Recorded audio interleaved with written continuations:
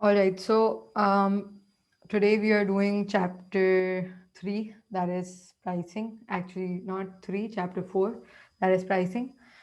अच्छा, प्राइसिंग में होता क्या है? प्राइसिंग, आपको भी ये बात पता है कि प्राइसिंग किसी भी प्रोडक्ट या किसी भी सर्विस के लिए बड़ी इंपॉर्टेंट है। क्यों इम्पोर्टेंट है? उसकी वजह ये है कि जब तक हम प्राइस सेट नहीं करेंगे तो हमें पता कैसे चलेगा कि कितनी प्राइस पर उस प्रोडक्ट को मार्केट में बेचना है। उसके लिए मगर कॉस्ट कंप्यूट करना भी बहुत ज़्यादा इम्पोर्टेंट है और उसके लिए बाकी डिफरेंट फैक्टर्स आइडेंटिफाई करना भी बहुत इम्पोर्टेंट है। अब उन डिफरेंट फैक्टर्स में क्या चीज़ें आ जाती हैं? आपके पास कितना कंपटीशन है। That is one of the most important things that you need to understand कि आप कौन सी तरह की इंडस्ट्री में काम कर रहे हैं। अगर तो आप लेट्स से परफेक्ट कंपटीशन में काम कर रहे हैं, आपकी कंपनी परफेक्ट कंपटीशन में ऑपरेट करती है, तो वहाँ पर ऑलरेडी इतने सारे कंपेटिटर्स होते हैं जो आपका जो प्रोडक्ट है वो उनके प्रोडक्ट से भी सिमिलर होता है। और प्राइस टेकर्स आप लोग होते हैं। प्राइस टेकर का क्या मतलब कि डिमांड की वजह से प्राइस सेट हो रही होती है उस इंडस्ट्री में। And why is that so? Because जब आप एक हाईली कंपेटिटिव इंडस्ट्री में काम कर रहे होते हैं, तो अगर आप हल्की सी भी प्राइस कम कर दें या ज़्यादा कर दें तो कस्टमर के माइंड में एक डिफरेंट पर्सपेक्टिव जनरेट हो जाता है। फॉर एग्जांपल, अगर मैं, जबकि बहुत सारे कंपेटिटर्स ने प्राइस कांस्टेंट रखी है, मैंने प्राइस बढ़ा दी, तो मेरे पास से जितने भी कस्टमर्स हैं वो चले जाएंगे मेरे कंपेटिटर्स के पास, and I will be the one who is going to bear the loss. इसी तरह अगर मैंने प्राइस बहुत कम कर दी तो कस्टमर्स के माइंड में ये आ जाएगा कि यार ये प्रॉब्ली अच्छी क्वालिटी नहीं दे रही, विच इज़ वाई वो फिर मेरे कंपेटिटर्स के पास चले जाएंगे। ठीक है? तो यू नीड टू अंडरस्टैंड कि आप किस तरीके की मार्केट में, किस तरीके की इंडस्ट्री में काम कर रहे हैं। एक तो परफेक्ट कंपटीशन होता है, सेकंड इज़ मोनोपोली। मोनोपोली में सिर्फ आप ही ऑपरेट कर रहे होते हैं और कोई कंपनी प्रोवाइड नहीं कर रही होती वो प्रोडक्ट या वो सर्विस। तो उसमें तो फिर you are like the king, right? और आपको जैसे ही प्राइस समझ आए आप वैसी प्राइस सेट करेंगे। अक्सर मोनोपोलीज प्राइस बहुत हाई सेट करती हैं क्योंकि उनको पता होता है कि कंज्यूमर ने तो कहीं जाना नहीं है, उसने मेरे पास ही आना है। ओलिगोपोली में ये होता है कि 2 to 4 इस तरीके से कुछ जायंट्स होते हैं मार्केट में जिनके प्रोडक्ट्स आपकी कंपनी से काफ़ी सिमिलर होंगे। एंड सिंस उनके प्रोडक्ट्स आपकी कंपनी से काफ़ी सिमिलर हैं तो आप सारे ही एक तरह से जायंट्स हैं मार्केट में। So what you do is you either talk to them कि भाई हम प्राइस बढ़ाएंगे तो एक साथ बढ़ाएंगे, प्राइस कम करेंगे तो एक साथ कम करेंगे। And if you can't do that, then what you do is कि आप प्राइस वॉर्स करते हैं। प्राइस वॉर्स का क्या मतलब कि आपने प्राइस कम कर दी तो कस्टमर आपके पास आ जाएगा, आपने प्राइस बढ़ा दी तो कस्टमर आपके पास से आपके कंपेटिटर के पास चला जाएगा। इस तरीके से होता है। Often the best way to operate in an oligopoly is to collude, which means कि आप प्राइसेस डिस्कस करके सेट करें, बिकॉज उसमें फिर बेनिफिट सबको मिलता है और इक्वल अपॉर्चुनिटीज सबको मिलती हैं। क्योंकि the only thing that helps you differentiate your product from the other companies product is कि आप एडवर्टिजमेंट्स कर लें। उसी तरीके से आप अपने कस्टमर को अट्रैक्ट कर सकते हैं और कोई तरीकेकार नहीं होता ओलिगोपोली में। Other than that you need to understand कि कस्टमर का प्राइस परसेप्शन क्या है आपके प्रोडक्ट के बारे में। अगर तो कस्टमर का प्राइस परसेप्शन अच्छा है आपके प्रोडक्ट के बारे में, बाय अच्छा आई मीन कि लेट्स से अगर मैं एक आईफोन सेल कर रही हूँ but I am selling it at half the price, जो भी उसकी ओरिजिनल प्राइस है उसकी आधी प्राइस में मैं उसको सेल कर रही हूँ, तो लोग ये सोचेंगे कि यार प्रॉबली ये आईफोन नहीं सेल कर रही, ये आईफोन का क्लोन सेल कर रही है। I hope you get what a clone is, जिसको हम कहते हैं कि भाई चाइना का प्रोडक्ट सेल कर रही है या कॉपी सेल कर रही है। ठीक है? तो उसकी वजह से लोगों के माइंड में आ जाएगा कि यार ये बहुत लो क्वालिटी प्रोडक्ट सेल कर रही है, she is probably not selling the original iPhone and they are not going to buy it from me then. But अगर मैं लेट्स से कि एक वाटर बॉटल है and I am selling it at a very high rate. So what do you think? People are going to buy it from me? They're not going to buy it. क्यों? क्योंकि उनको पता है कि पानी तो आम सी चीज़ है, पानी की बोतल मिल जाएगी आराम से। Around let's say Pakistani 20 rupees में पानी की बोतल या 30 रुपीज़ में पानी की बोतल मिल जाएगी। बट अगर मैं उसको 100 रुपीज़ का सेल कर रही हूँ, तो nobody is going to buy it. They are going to pass it. They are going to pass the offer and they are going to buy it from somebody else. ठीक है, क्यों? क्योंकि price perception बनी हुई है कि भाई पानी की बोतल तो सस्ते में मिल जाती है, लेकिन आईफ़ोन जो है वो महँगा ही मिलेगा। आईफ़ोन अगर सस्ते में मिल रहा है तो प्रोबब्ली वो आईफ़ोन नहीं है, वो फिर उसकी कॉपी है या वो क्लोन है उसका, ठीक है? इसी तरह आप क्या क्वालिटी दे रहे हैं? अगर अच्छी क्वालिटी दे रहे हैं, तो कस्टमर हाई प्राइस पे करने को भी तैयार हो जाएगा, लेकिन अगर आप लो क्वालिटी दे रहे हैं, तो फिर कस्टमर बहुत कम प्राइस पे करने को तैयार होगा। कंपेटिटर्स कंपेटिटर्स का मैंने आपको टाइप्स ऑफ मार्केट से लिंक करके समझा दिया। Then we have suppliers. अगर तो सप्लायर ने रॉ मटेरियल की प्राइस बढ़ा दी तो आपकी कॉस्ट बढ़ जाएगी। रॉ मटेरियल क्या होते हैं? वो चीज़ें जो आप अपने प्रोडक्ट में इस्तेमाल करते हैं। इनको प्रोसेस कर कर ही तो आप अपना प्रोडक्ट बनाते हैं। तो अगर सप्लायर ने रॉ मटेरियल की प्राइस बढ़ा दी है, तो आपकी कॉस्ट ऑटोमैटिकली बढ़ जाएगी, और जब आपकी कॉस्ट बढ़ जाएगी, तो इसमें नुकसान आपका होगा। क्यों? क्योंकि अगर आपने प्राइस नहीं बढ़ाई, तो फिर आपका प्रॉफ़िट मार्जिन श्रिंक हो जाएगा। ठीक है? तो अक्सर ऐसा होता है कि कंपनीज़ कोशिश ये करती हैं कि वो प्राइस बढ़ा दें। जैसे ही रॉ मटेरियल्स की कॉस्ट बढ़े, वो प्राइस बढ़ा देती हैं so that they can pass the burden on to the consumers.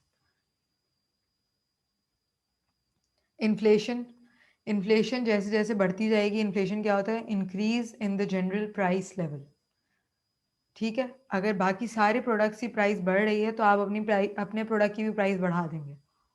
क्यों? बिकॉज़ आप अर्न करेंगे ज़्यादा तभी तो आप बाकी प्रोडक्ट्स खरीद सकते हैं। ठीक है? तो फिर आप अपने प्रोडक्ट की प्राइस बढ़ा देते हैं कि भई हम इतना अर्न करेंगे तो फिर हम अपने पर्सनल यूज़ के लिए या हम अपनी कंपनी के यूज़ के लिए ये चीज़ें खरीद सकते हैं। इनकम रेंज इनकम रेंज में ये चीज़ आ जाती है कि आप अपने प्रोडक्ट से किस इंसान को टारगेट कर रहे हैं। बाय इंसान आई मीन कि वो पर्टिकुलर बंदा जिसको आपने अपने माइंडसेट में रखा हुआ है और फिर आप ये प्रोडक्ट प्रोड्यूस कर रहे हैं, तो आपके माइंडसेट में कुछ ये आया होगा ना कि उस बंदे की क्या इनकम होनी चाहिए। वो पुअर क्लास हो, वो मिडल क्लास हो, वो अपर मिडल क्लास हो, वो रिच क्लास हो, कौन-सी क्लास हो, ठीक है? जो भी क्लास होगी उसके हिसाब से इनकम की कोई ना कोई रेंज होगी। आप उस इनकम रेंज को टारगेट कर रहे होंगे। अगर आपके पास वो सेट ही नहीं हुआ, तो आप प्राइस कैसे सेट करेंगे? मैं ये नहीं कह सकती कि मैं आईफ़ोन जो लेटेस्ट वर्ज़न है, I am not talking about the resold piece, I am talking about the new iPhone. I can not expect कि कोई लोअर मिडल क्लास या नॉर्मली भी मिडल क्लास वाले भी आईफ़ोन ले सकें। Why? Because iPhone is beyond their range. Upper middle class या rich class से तो डेफ़िनेटली एक्सपेक्टेशंस हैं कि आईफ़ोन ले सकते हैं। अपर मिडल क्लास से भी एक्सपेक्टेशंस रख सकते हैं कि हाँ, दे कैन अफ़ोर्ड आईफ़ोन, लेकिन नॉट एवरीबॉडी कैन। लेकिन लोअर मिडल क्लास या नॉर्मली मिडल क्लास से मैं ये एक्सपेक्ट नहीं कर सकती कि वो इनकम जितनी है उनकी उससे वो आईफ़ोन खरीदें, unless it is on mortgage, which is the case in USA and UK. But I am not sure if that is the scenario in India. Pakistan में तो डेफ़िनेटली इस तरह का कोई सिनेरियो नहीं है कि आप मॉर्गेज पे मोबाइल ले सकें, ठीक है? तो ये मैं एक्सपेक्ट ही नहीं कर सकती कि मैं आईफ़ोन सेल कर रही हूँ और कोई मिडल क्लास का बंदा आएगा और वो मुझसे आईफ़ोन खरीदेगा। Ethics now the best example for ethics is कि अगर मैं ये कहूँ कि कोई मुस्लिम पॉपुलेशन, जहाँ पर मेजॉरिटी मुस्लिम पॉपुलेशन है, उस कंट्री में मैं फ्री में अल्कोहल सेल कर रही हूँ, ठीक है? और एक तरफ तो अल्कोहल फ्री में सेल कर रही हूँ, दूसरी तरफ वाटर फ्री में सेल कर रही हूँ। अब मैं ये एक्सपेक्ट नहीं कर सकती फॉर एग्जांपल इन पाकिस्तान कि मैं अगर फ्री में अल्कोहल सेल कर रही हूँ तो लोग अल्कोहल बाय कर लेंगे मुझसे। They are not going to buy it. Majority of the Muslim population is not going to buy alcohol from me even if I am selling it for free.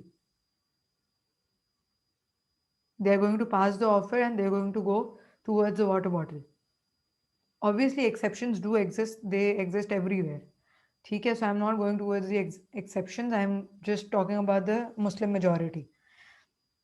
इसी तरह if I go towards UK, even though there are Muslims over there as well, but if I sell alcohol for free over there and I sell water for free over there, the majority population is such that they are going to go for alcohol. Why? Because over there ethically allowed है ये सब, मतलब ethically वो accept कर लेते हैं। Cultural जो उनका रुझान है, आई वुड से वो अल्कोहल की तरफ ज़्यादा है। बट मुस्लिम मेजॉरिटी कंट्रीज में यू वुड सी के they are going to prefer water over alcohol, right? Any confusion so far? नहीं मैम। ओके, कोई कंफ्यूजन हो आप मुझसे पूछ लीजिएगा। ओके। Factors affecting demand. अब डिमांड को अफेक्ट करने वाले बहुत सारे फैक्टर्स होते हैं। एक तो कस्टमर क्या एक्सपेक्ट कर रहे हैं आपसे, आप वो उसको दे पा रहे हैं या नहीं दे पा रहे अपने प्रोडक्ट या सर्विस के थ्रू। दूसरी चीज़ ये फैशन और टेस्ट। मैं ये कहूँ कि यार मैं प्रोडक्ट सेल कर रही हूँ but that is out of fashion, how can I expect कि उसकी डिमांड अच्छी होगी? नहीं हो सकती डिमांड अच्छी जब वो फैशन में ही नहीं है, ठीक है? I am not sure if you have experienced Nokia के वो जो टॉर्च वाले फ़ोन आते थे पहले, सो उसमें अगर मैं वो आज के दौर में सेल कर दूँ तो मैं ये एक्सपेक्ट नहीं कर सकती कि लोग खरीदेंगे। क्यों नहीं खरीदेंगे? क्योंकि that is out of fashion. वो उस वक़्त when I myself was a kid तब वो सेल होता था, बिकॉज़ तब आपके पास टच स्क्रीन मोबाइल्स नहीं थे, तब तब आपके पास आईफ़ोन नहीं था, तब आपके पास सैमसंग के भी मोबाइल आते थे तो वो कीपैड वाले आते थे, टॉर्च वाले आते थे। तो Nokia was the first preference at that time. But अब Nokia is way out of fashion. लोगों को नहीं पसंद Nokia.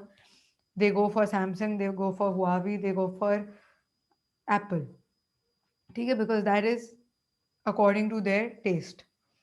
Other than that the 4 P's, 4 P's में क्या आता है? Product, price, promotion, place. Product आपका किस तरीके का है, दैट मैटर्स अ लॉट।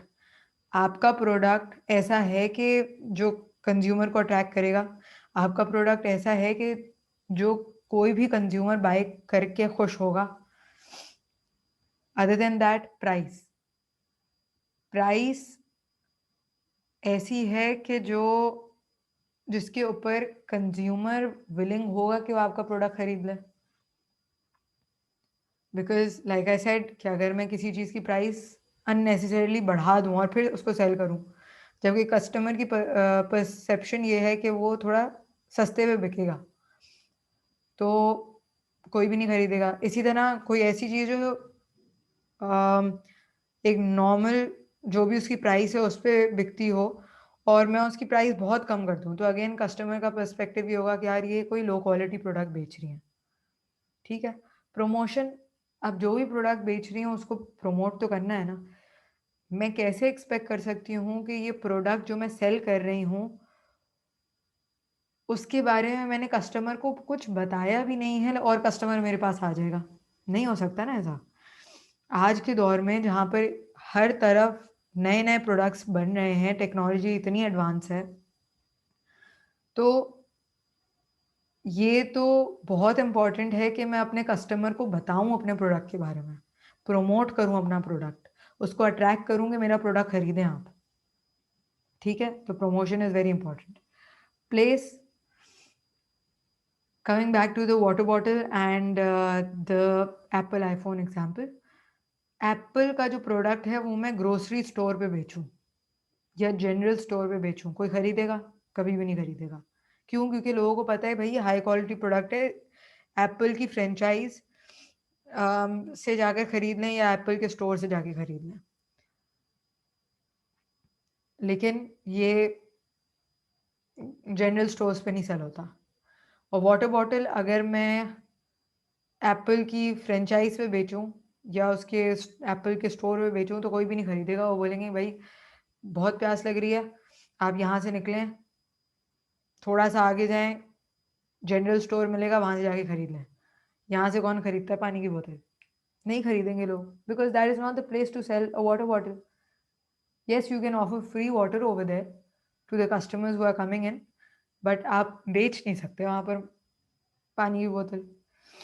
ठीक है, अब टाइप्स ऑफ मार्केट ये हम लोगों ने डिस्कस कर लिया है ऑलरेडी. इसकी सिर्फ डेफिनेशंस मैंने लिखी हुई हैं. प्राइस सेट कैसे होती है? प्राइस सेट दो तरीकों से होती है. एक इकोनॉमिस्ट अप्रोच है, एक अकाउंटेंट अप्रोच है. इकोनॉमिस्ट अप्रोच पहले हम करेंगे, अकाउंटेंट अप्रोच हम बाद में डिस्कस करेंगे, most probably not even in this class, in the next class. Economist approach ये कहता है कि लॉ ऑफ डिमांड के मुताबिक price is inversely proportional to demand. क्या मतलब हुआ इसका? इसका मतलब ये हुआ कि जब आप प्राइस बढ़ाएंगे तो डिमांड गिर जाएगी, और जब आप प्राइस कम करेंगे तो डिमांड बढ़ जाएगी. ठीक है, अब हमें कैसे पता चलेगा कि कौन सा प्रोडक्ट ऐसा है कि जिसकी प्राइस बढ़ाएं तो डिमांड बहुत ज़्यादा से गिरेगी, और जिसकी प्राइस बढ़ाएं तो डिमांड कम से गिरेगी? दो तरीके के प्रोडक्ट्स होते हैं. कुछ ऐसे होते हैं कि जो प्राइस पे बहुत ज़्यादा रिएक्ट नहीं करते, और कुछ ऐसे होते हैं जो प्राइस पे बहुत ज़्यादा रिएक्ट कर जाते हैं. और वो कैसे पता चलेगा? उसके लिए प्राइस इलास्टिसिटी ऑफ डिमांड पता होना बहुत ज़रूरी है. वो कैसे चेक करें?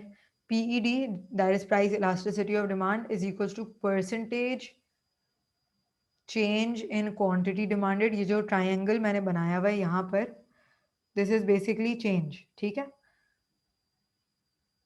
एंड डिवाइड कर दें इसको आप परसेंटेज चेंज इन प्राइस से. ठीक हो गया?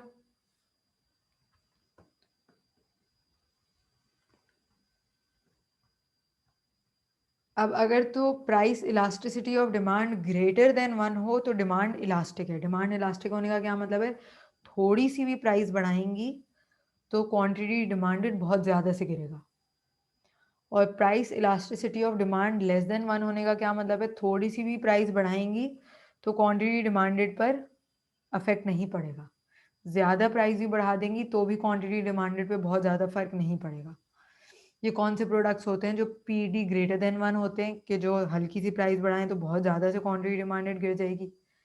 वो प्रोडक्ट्स होते हैं जिसको हम लग्जरी गुड्स कहते हैं. क्यों? क्योंकि लग्जरी गुड्स आप तभी खरीदते हैं कि जब आपके पास एक्स्ट्रा पैसे हों, और जब आपके पास एक्स्ट्रा पैसे होंगे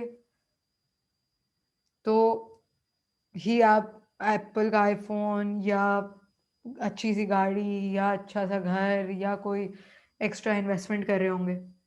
अब अगर उसकी प्राइस थोड़ी सी भी बढ़ जाए तो probably you won't have enough money. Just give me a minute, please.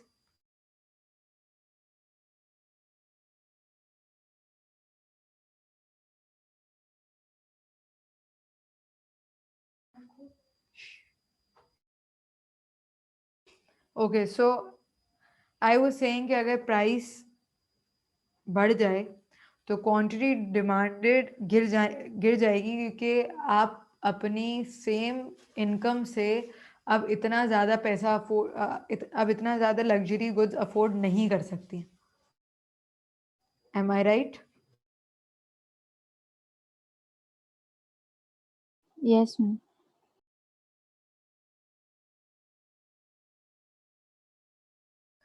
But अगर मैं यही बात करूं बेसिक नेसेसिटीज़ के बारे में, जो जिनकी डिमांड जो है वो इनइलास्टिक होती है,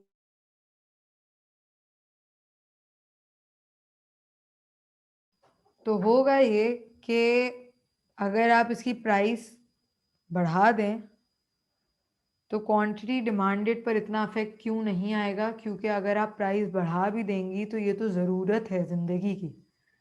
खाना, let's say rice and flower, ठीक है, lentils, vegetables, chicken, beef, mutton, whatever, मतलब जो भी मीट वगैरह या लेंटिल्स, जो भी आपकी basic necessities, basic basic fooding में आती है चीज़ें, वो सारी आपकी ज़रूरत है। अगर इनकी प्राइस बढ़ भी जाए तो आपकी भूख कम नहीं होगी। भूख आपकी उतनी ही है, पेट आपने भरना है। आपको मजबूरन वो चीज़ें खरीदनी पड़ेंगी, ठीक है?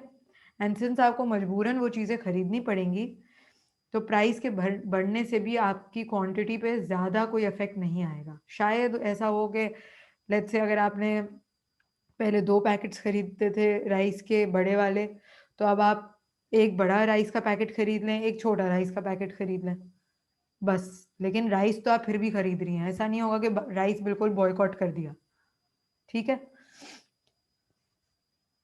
तो अगर आप कोई ऐसा प्रोडक्ट सेल करते हैं जिसकी पीईडी लेस देन 1 है, तो टोटल रेवेन्यू, आपकी अपनी कंपनी का टोटल रेवेन्यू बढ़ाने के लिए what you need to do is कि आप प्राइस बढ़ाते रहें। क्यों? क्योंकि आपके प्राइस बढ़ाने के बावजूद भी क्वांटिटी डिमांडेड तो नहीं गिर रही ना बहुत ज़्यादा से। तो क्यों ना आप प्राइस बढ़ाएं और टोटल रेवेन्यू ही अपना जनरेट कर लें, राइट? बिकॉज लेट्स से अगर मैं कहूँ कि भाई 1000 यूनिट्स थे हमारे पास और $2 पर यूनिट कॉस्ट थी। अब 2000 का ये पहले रेवेन्यू जनरेट करके दे रहा था क्योंकि प्राइस इतनी थी, ठीक है? अब मैंने प्राइस बढ़ा दी, ठीक है, और ये इसकी क्वांटिटी हो गई लेट्स से 995। तो अब आपके पास कितना रेवेन्यू जनरेट हो रहा है? 2985। प्राइस आपने $1 से बढ़ाई, यूनिट्स आपके $5, 5 यूनिट्स आपके गिर गए, लेकिन फिर भी रेवेन्यू तो अच्छा खासा जनरेट हो रहा है। $985 का फर्क आ रहा है, तो फायदे में हैं आप प्राइस बढ़ा के, राइट? बट अगर यही अप्रोच आप पीडी लेस देन 1 के सॉरी पीडी ग्रेटर देन 1 के साथ यूज करें तो फिर you are not going to be successful, ठीक है? तो उसके लिए अगर आपने टोटल रेवेन्यू अपना बढ़ाना है for such an item, you will have to decrease your price in order to increase demand, और जब डिमांड बढ़ेगी फिर ही आपका टोटल रेवेन्यू बढ़ेगा। Are we clear? Yes. Okay, अब we have an example to look at. It says price, the old price was $800 and the new price is $825, ठीक है? यहाँ पर एग्जाम्पल है, ठीक है? सो डिमांड आपके पास 800,000 यूनिट्स थी और अब डिमांड हो गई है 750,000 यूनिट्स। अब आपको इलास्टिसिटी फाइंड आउट करनी है, तो क्या करेंगे? मैंने आपको बताया था कि पीडी फाइंड आउट करने के लिए change in quantity demanded over change in price होनी चाहिए। तो पहले तो क्वांटिटी डिमांडेड में चेंज कैसे चेक करें? उसके लिए new minus old over old into 100 वाला फॉर्मूला यूज होगा किसी भी चेंज को चेक करने के लिए, भले वो प्राइस का हो, भले वो क्वांटिटी डिमांडेड का हो। तो न्यू क्या हो गया? 750,000, और ओल्ड क्या था? 800,000।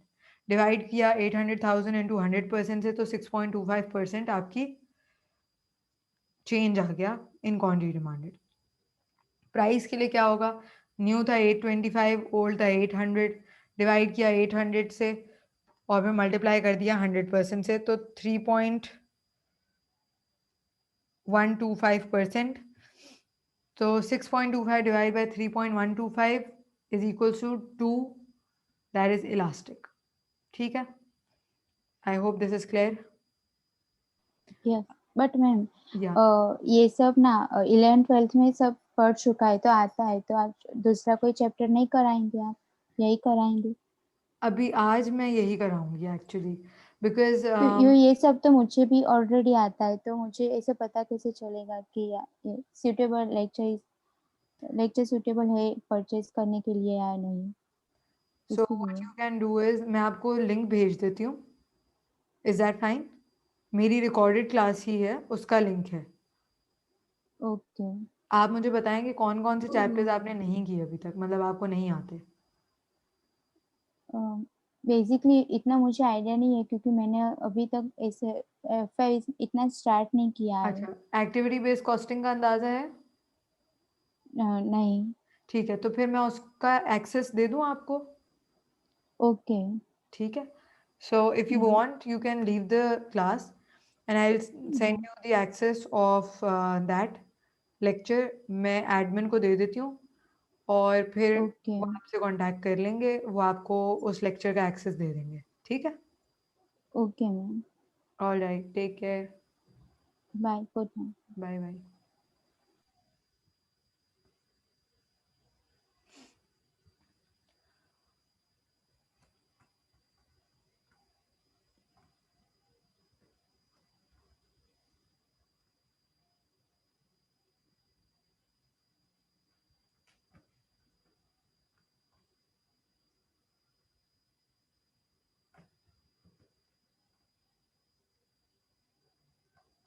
ऑल राइट, कंटिन्यूइंग विद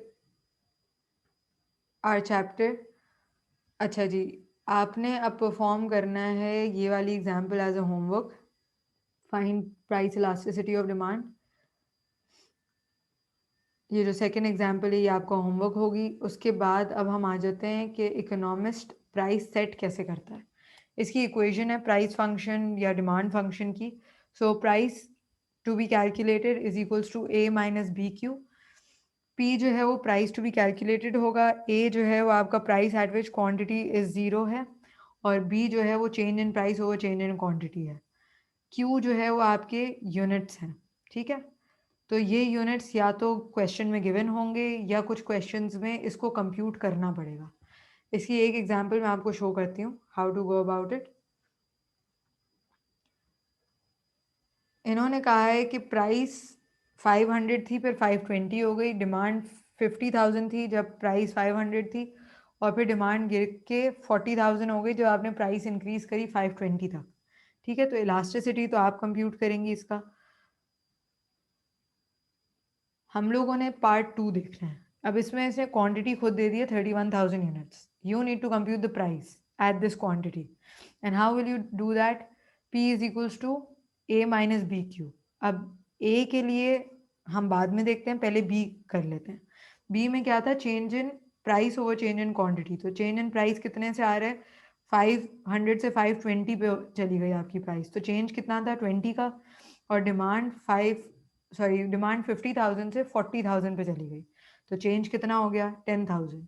ठीक है, तो 20 ओवर 10,000 विच मीन्स 0.002 का आपके पास चेंज आया। ये हो गया आपका B.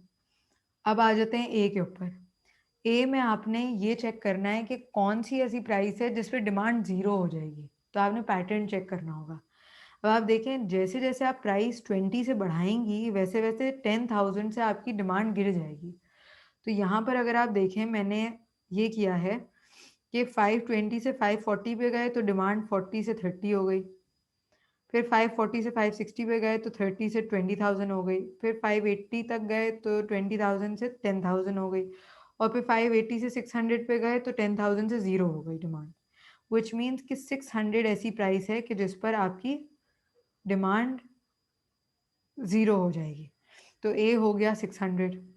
So P is equals to 600 minus 0.002 into 31,000। इससे आपके पास प्राइस आ जाएगी which is $538। अब ये वाली एग्जाम्पल नंबर 2 और एग्जाम्पल नंबर 3 ये आपने परफॉर्म करनी है, and then we are going to come towards economist approach. इसमें प्रॉफिट मैक्सिमाइजेशन पॉइंट वो पॉइंट है जहाँ पर M R is equals to M सी।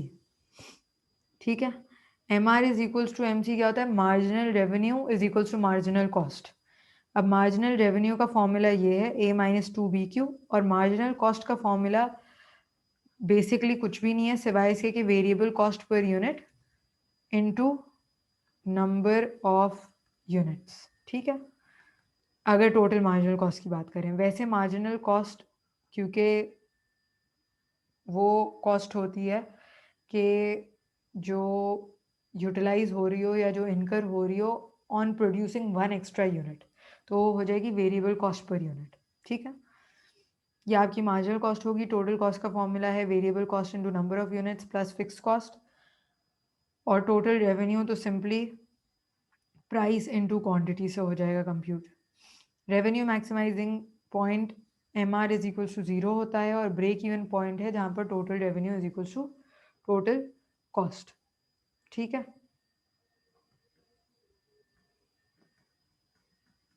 अब इस एग्जाम्पल में वो कह रहे हैं कि प्राइस 400 है और फिर 425 तक इंक्रीज कर दी, जबकि डिमांड 20,000 थी, और जब इंक्रीज हुई प्राइस तो वो 15,000 पे आ गई। अब उसने बोला स्टैंडर्ड कॉस्ट कार्ड दिया हुआ है, direct material, direct labour, production overhead, इन सब की कॉस्ट भी दे दी है, और उसने बोला कि 1/3 of production overheads are fixed. तो फिर मैंने ये अज्यूम कर लिया कि भाई जब 1/3 फिक्स्ड है तो 2/3 वेरिएबल होना चाहिए out of the production overheads. Elasticity आप कंप्यूट करेंगी, units at which profits are maximized मैं दिखा रही हूँ कैसे होगा, और units at which revenue is maximize ये भी मैं दिखा रही हूँ कि कैसे होगा।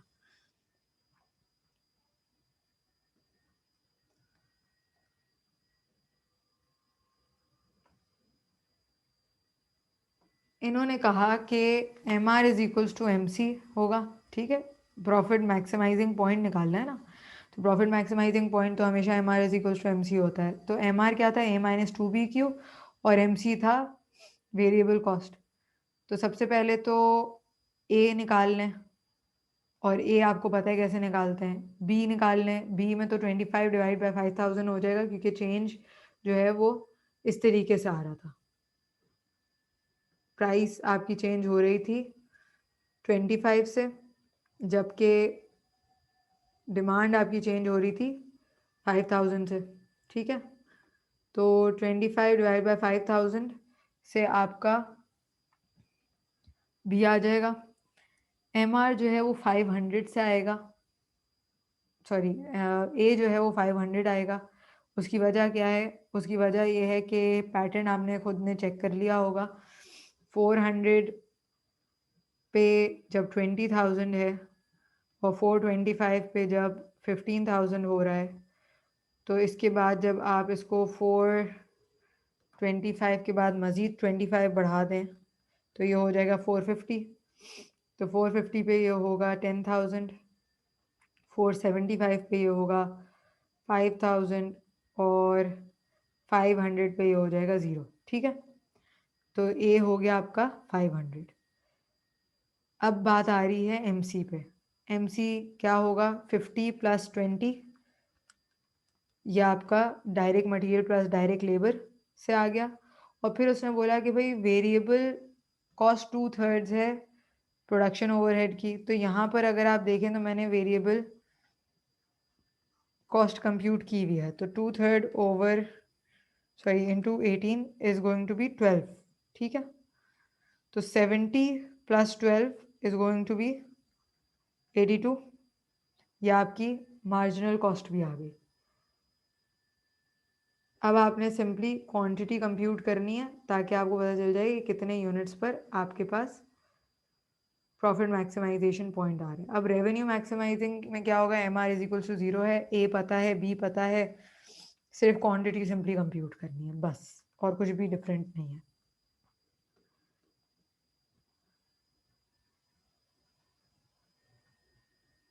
अच्छा, ये एग्जाम्पल आप करेंगी।